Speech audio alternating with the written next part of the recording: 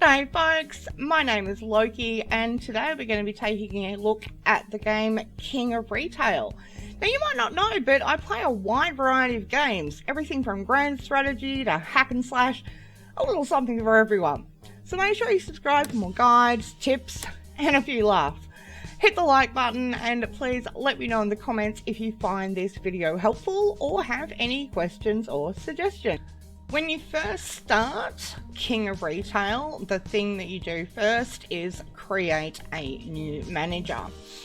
You don't have a lot of options here for customization, but you know, it's at least you're not spoiled for choice. So I think there's like 4 different options for each.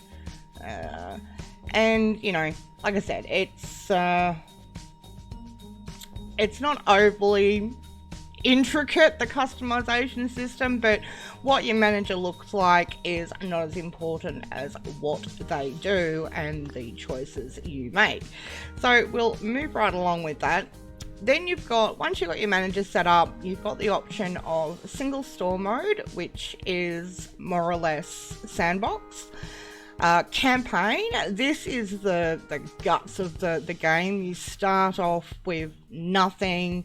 You have to work for other businesses until you found your company, and then you can expand and grow and become hopefully the king or queen of retail. Your last option here is the business school. The business school is a fairly detailed tutorial, but if you come into the business school before doing anything else, you're going to be a bit confused as to how to interact with the instructor. And you see here it says, please talk to the instructor to participate in one of our classes. So you walk up to him and you're like, oh, what do I do? Interaction in King of Retail is always, well, on PC, is always E. And from there you can go through and, as I said, some very detailed tutorials there. So to leave the business school, just pretty much leave by the way you came in. I'll now move into talking a little bit more about the good, the bad and the ugly of King of Retail. King of Retail is currently in early access and it's a retail simulation game, as the title might suggest. Now, the good about King of Retail. It is a realistic simulation of managing a store. There's a good range of items to sell in each category. The background music is non-intrusive. You have the option to change the genre or you can mute it. There's lots of options there for all of the audio. So, you know, if the doorbell's driving you mad, you can turn that off. It's what I found about playing it. It's taken me a long time to get this review together because honestly, I've just been having so much fun playing it.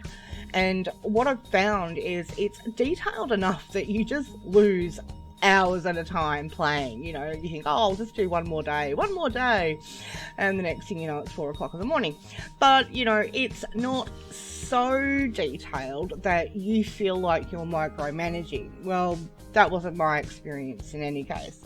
And one of the things I really liked about it is that there is quite a detailed tutorial. I showed you earlier the business school, and that really demystifies a lot of the concepts that you're going to come into play with King of Retail.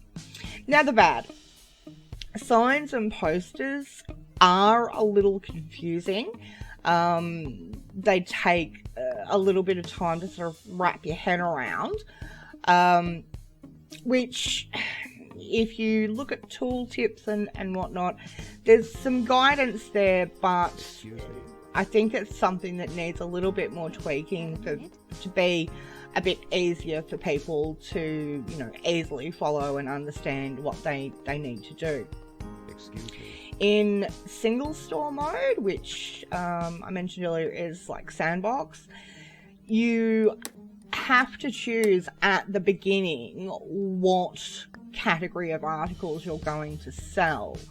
Unlike in campaign where you can expand and, you know, and change and do things.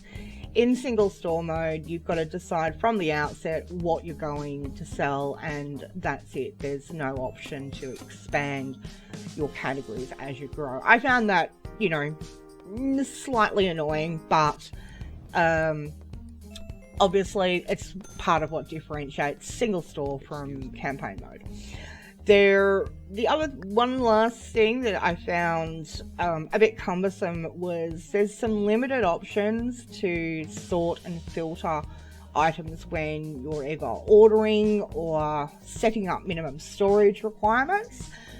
But I think it's something, this game, as I said, it's in early access. The developer has been constantly tweaking and updating. So I've no doubt that these things that are somewhat of a hindrance at the moment will be improved and resolved as time goes on.